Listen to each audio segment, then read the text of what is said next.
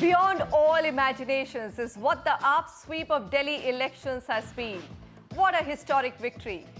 Not just Delhi, the entire nation is stunned at the final count of AAP win in the country's capital. And today on the show, what's the task ahead for this young anti-establishment party which has smashed the two national parties, defeating even the strongest of the BJP candidates, backed by the seemingly invincible Mr. Modi? Will AAP, armed with absolute majority, now succeed in transforming Delhi into India's first corruption-free, progressive city with homes and basic amenities like water, electricity and sanitation for all? On the show today, we will begin with that big question. Will AAP live up to its promises for Delhi and make it a world-class city to live in for all its residents? And of course, corruption-free transparency in governance. That's the simple promise which won AAP the sweeping victory. So let's find out whether it can deliver on those promises. Joining me today on the show to answer that are Nisha Singh, member AAP. We also have with us here in the Delhi studio Badal Yagnik, Managing Director, Delhi NCR, JLL India, and Sameer Jasuja, CEO and founder of Prop Equity. From Mumbai, of course, banker, economist, and the lady who will help us tie up the numbers and also assure the middle-income group of Delhi that freebies will not come at the cost of the taxpayers' money. Meera Sanyal, member AAP. All of you, thank you very much for joining me. Meera, huge responsibility which has come with this absolutely extraordinary, historic victory. Tell me, I mean, are you feeling the weight of it? That manifesto in your hand, are you going through it in detail to see now is the time to start figuring out? You don't even have a moment to wait. You have to start now, isn't it? Well, you know, it's really interesting. So I have to say that, and I do want to share this with your viewers, I don't think any of us really expected the magnitude of this victory. But certainly when we started work on something which was called the Delhi Dialogue in October, we projected ahead, and you know, this was the idea of Ashish Khaitan, who's a AAP colleague of ours, and Arvind entrusted Ashish, Adarsh Shastri and myself the responsibility to take forward this Delhi Dialogue. And when we were discussing it and arguing it in the party, at that time, you know, a lot of people said, okay, so what's the purpose of this all? And we said, look, let's think forward to the time when Arvind Kejriwal and his team are actually in government in Delhi. And what will their action plan be? What will they start doing from the very next day that they assume office? And the Delhi Dialogue threw up a lot of this. And this was really a very proactive dialogue with citizens across the city. And not necessarily our own voters. We went into Congress bastions, we went into BJP bastions, and we said, look, tell us what are your issues. And we divided the constituency, not on the traditional lines of caste and community and, you know, religion and all of that. But we went to groups of people who had similar issues. Young people, women, villagers, resident welfare associations, businessmen, traders, and said, look, you may or may not be our voter, but what are the issues you face? And what could we, as an elected government in Delhi, do to make your life simpler and better? And this manifesto, you know, this 70-point plan, which I hope will now be our Bible, really grew out of that process of the Delhi Dialogue. And so, you know, when you say that we're worried about it, no. Actually, we've done a fair amount of homework on this. And of course, you know, you have to detail more things out when you're in government, and Arvind and his team will certainly do that. But a lot of these ideas are grounded in very, very concrete discussions with specialists and experts in their field.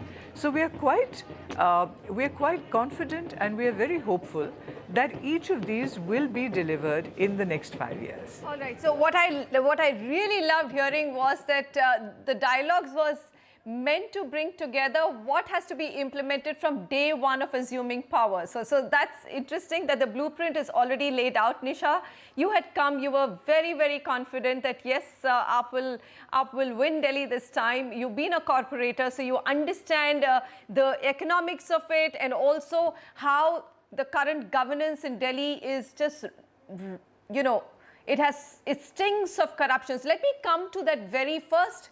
How do you make Delhi corruption free? Rishwat khori khatm karenge. I think that's the first statement Mr. Kejriwal made to Barkha Dutt in this morning when he got to know that he's way ahead in the race. So let's start with the biggest body which affects everybody's life, and we spoke about it, MCD. How will you end corruption in MCD, Nisha Singh, especially because that's right now under the BJP control? Yeah, Manisha, you're right. So MCD plays a huge role in the way Delhi is governed, and as you know, 13,000 crore is the budget of this body. So that's a huge amount of body in a huge amount of money with this body. So there are 2-3 ways that we're going to go about controlling corruption. First thing is the Jan Lokpal bill will be passed very, very soon. So that's the legal way of doing things.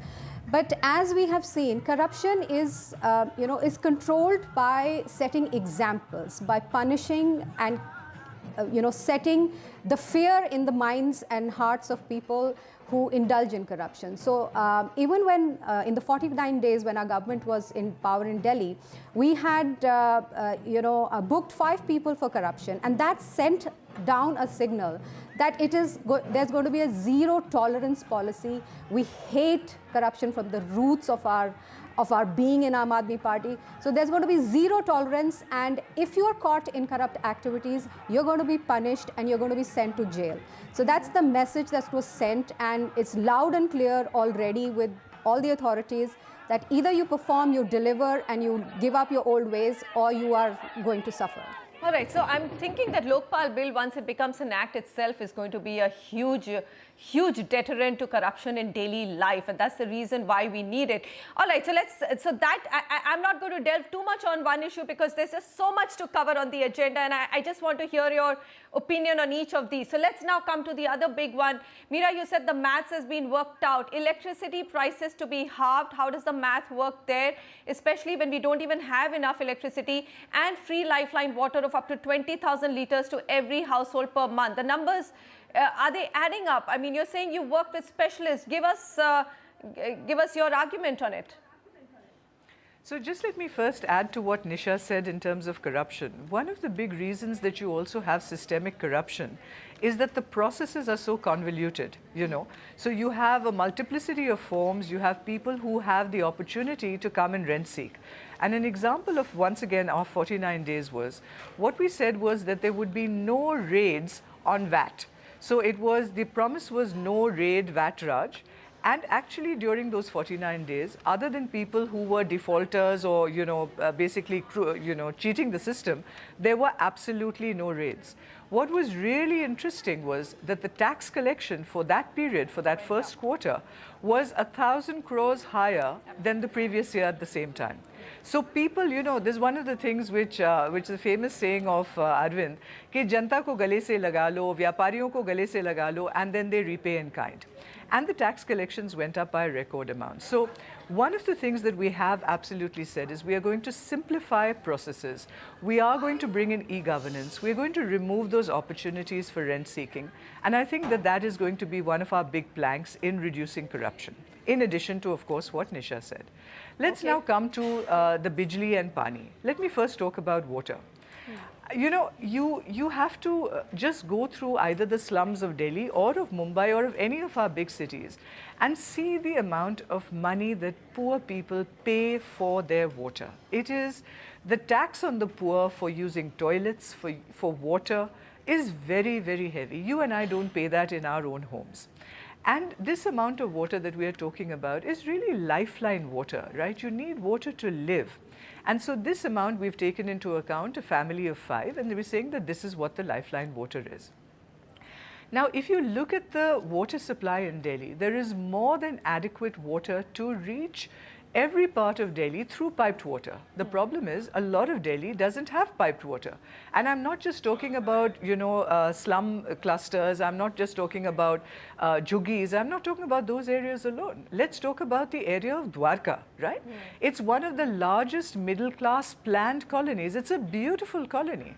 But there's something like, I think in Patiala constituency alone, something like 408 building cooperative societies where middle-class people live.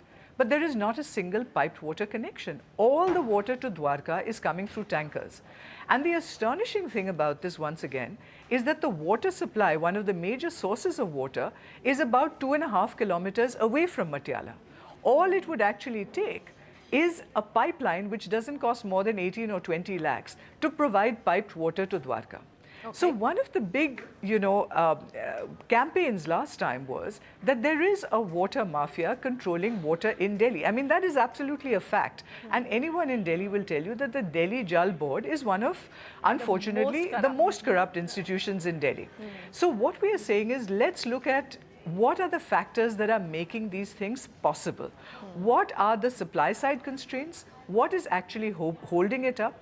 And who is actually withdrawing? Who is extracting the profit out of the system? Because there's adequate water, there is a demand for water. Okay. And this is being, instead of the government supplying water and getting whatever is due for it, it's going through the water mafia. Bear in mind also, what we are saying is that we will provide piped water connections, and for every litre above, 20,000, which is the lifeline water, you will pay the commercial rates. So in your home, if you want to have a jacuzzi and, wastewater or whatever it is, you're going to be paying the full rate. Let there be no doubt about it. But for people who are really marginalized and really poor and at the moment paying per lota, then of course, I think this is something which is absolutely justified. Okay. And if there is any political party who believes that this is a freebie and a dole, I think they are really, they really have no connect with the people. I really feel this very, very strongly. All right, so let me ask the independent panelist here, Badal Yagnik, do you believe that this promise of 20,000 litres of water, lifeline water, and halving the electricity bills is a doable point in the agenda without actually costing the taxpayer or burdening the existing taxpayer and calling it a freebie?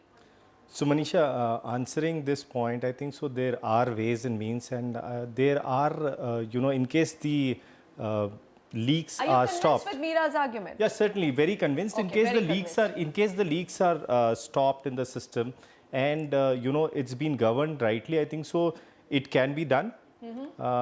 There are instances where these things have happened in the past, and given a chance, I think so it's a very thumping victory which the people of Delhi have given to the Aam Aadmi Party, and everybody is looking at the delivery of these promises.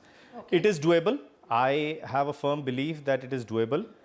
It's only that people don't have the patience and time to wait for it. And that is what is happening. So everybody in today's world is looking for an instant solution.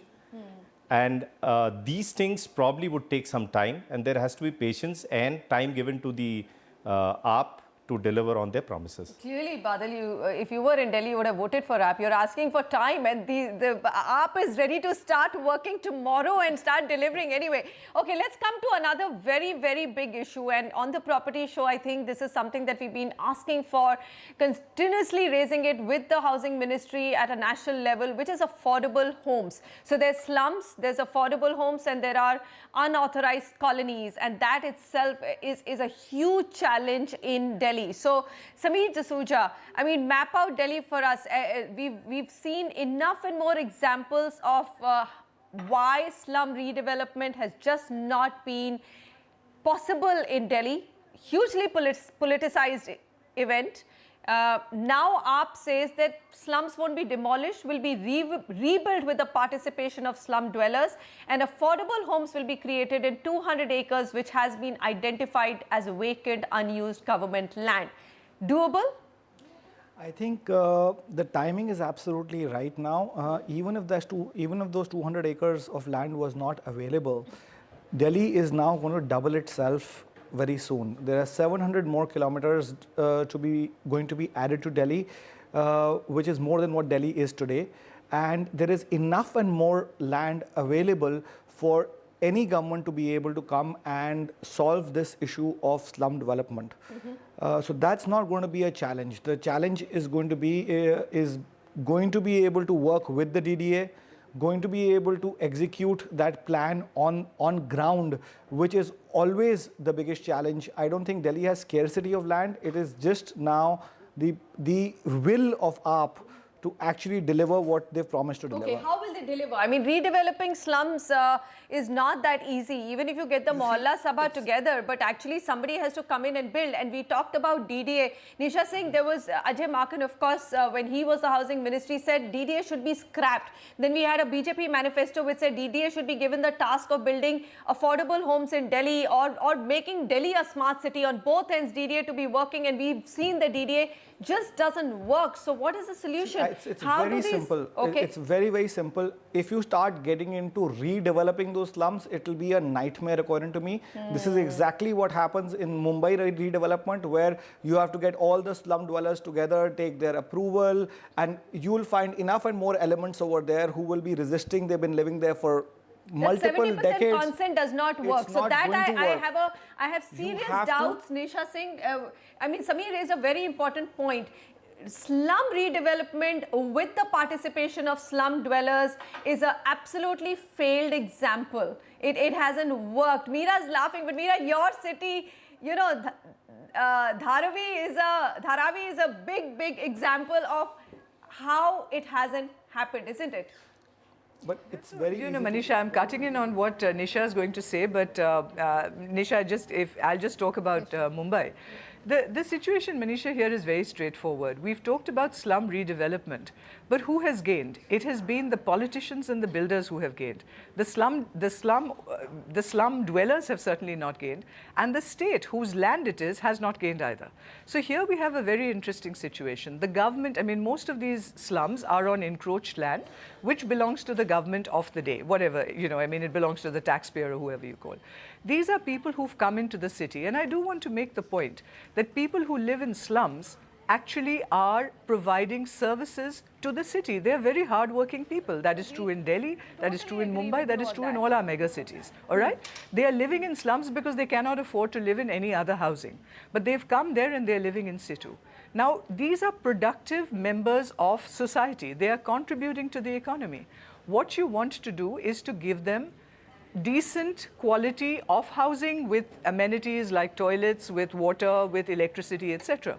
And my experience, and this is true in Mumbai just as it is true in Delhi, people will pay for their housing because, by the way, they're doing that.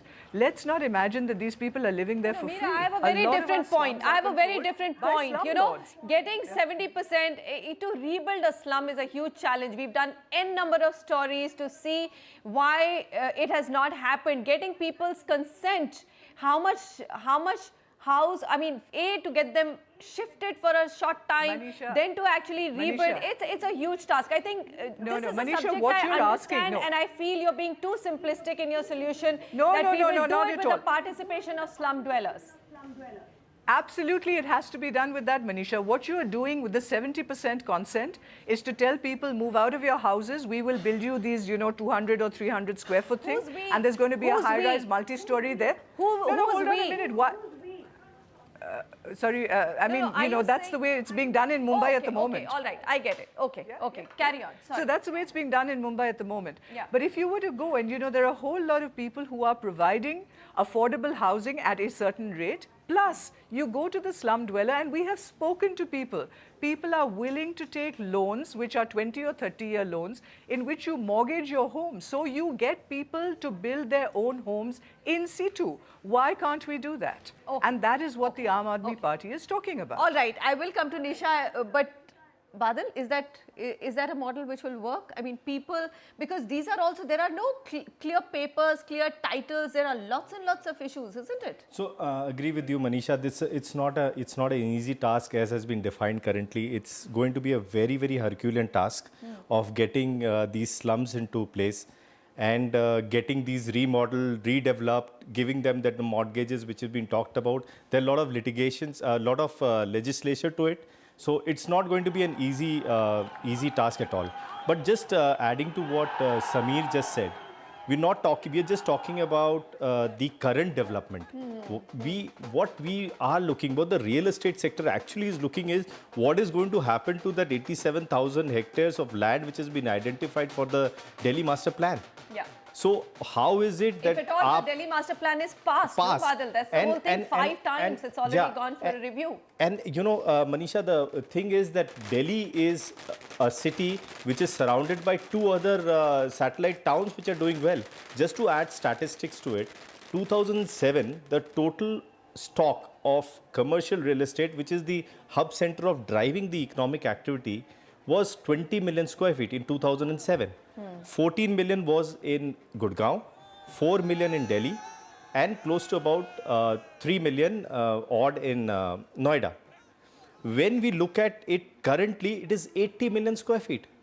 Okay. And 50 million square feet is in Gurgaon, 20 million square feet in Noida, and only 10 million square feet in Delhi. In Delhi. So Okay. what is happening is everybody is looking at this master plan. How is Delhi going to position itself through all these, both these cities? Else what would happen is Delhi will lose out on all kinds of new kinds of job opportunities which will be created in Gurgaon, New Gurgaon, Noida, Greater Noida. So Okay. that's a big challenge. And this is something that Sameer has been raising for the longest time, that, you know, this whole argument that Delhi doesn't have land doesn't stand. And if you actually have all the land made available in the master plan, Sameer, isn't it?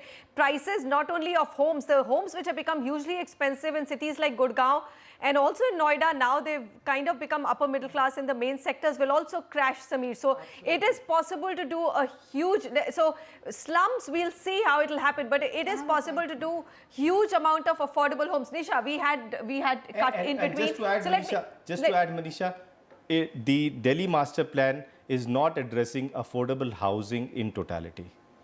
Okay, Nisha, your point of view. Yeah, so Manisha, I just want to make the point that, you know, when you go to somebody with the solution and that solution is really in their benefit, it's for them, you've designed it for them. You know, if that is the genuine intention behind it, then you can rest assured that the person will see the benefit and is going to consent to work collaboratively. Okay. So that's one part. Now, if you look at how Singapore went about its housing, solving its housing problem 50 years ago, is that the government and the people teamed together. Some part of the money was provided by the government, and people had to put in some part of their money. Future earnings were put into their houses, and everybody was asked to invest into their own housing. So that is, you know, there are examples across the cities where housing problems have been solved. And talking of DDA is sitting on such a huge land bank and is inflating prices in Delhi. And again, even in the master plan, you don't, you know, put away part of it for affordable housing. Well, that has to happen. Affordable housing will be brought in by the government. And that's how, you know, a multi-pronged approach is going to solve the housing problem, the affordable housing problem of Delhi. All right, I'm going to wrap this discussion here. Meera, final word from you. So it seems like between you and Nisha, you've convinced us that the math has been done. So now it's all about action, which begins ASAP as soon as Mr. Kejriwal takes oath on the Ramleela grounds. No, absolutely. And you know, one of the things I want to say, Manisha, is that this is an ongoing process. So I was really happy to hear from both, Badal and Sameer, their ideas and their thoughts about it. Because one of the things that I think is really important going forward is that no one has all the solutions, not any political party, not any political leader. We have to start engaging with experts in the field. And I would be delighted if Badal and Sameer would share their expertise. All of you are in Delhi. Let's get together. Let's talk about what are the practical solutions, because it is in no one's interest that people should be without a home. I mean, this is a very basic thing. And if these land banks are available and we have good global best practices in the country, let's learn from them and really make Delhi the city it deserves to be. People say, you know, we'll make Delhi a world-class city. Let me tell you, Delhi has world-class people. What it doesn't have is certain basic amenities. Let's get those in place and let's give the people of Delhi the city they deserve. Absolutely, Meera. Even before we got onto this agenda, of course, you've already enlisted the support of Sameer and Badal. I have volunteered to work on just waste management for South Delhi colonies. So call upon that, because it's it's an agenda very close to my heart. Nisha Singh, Meera Sanyal, we can keep talking about this and we will come back. There are many opportunities. 5 years, you're not going anywhere. We're going to call you back again and again and hold you to your promises, and also be extremely excited if you can deliver. I think the entire country is going to be extremely excited if all that you've said, or even 50% of what's there in that manifesto comes true. Thanks very much for joining me. We have a little bit more time. We're going to come back. We will keep both our panelists with us, which is Badal and Sameer, and let the political guests go so that we can get a little bit more detail in terms of what do you do with affordable housing in Delhi, which of course has gone to AAP with a thumping majority. Stay with us.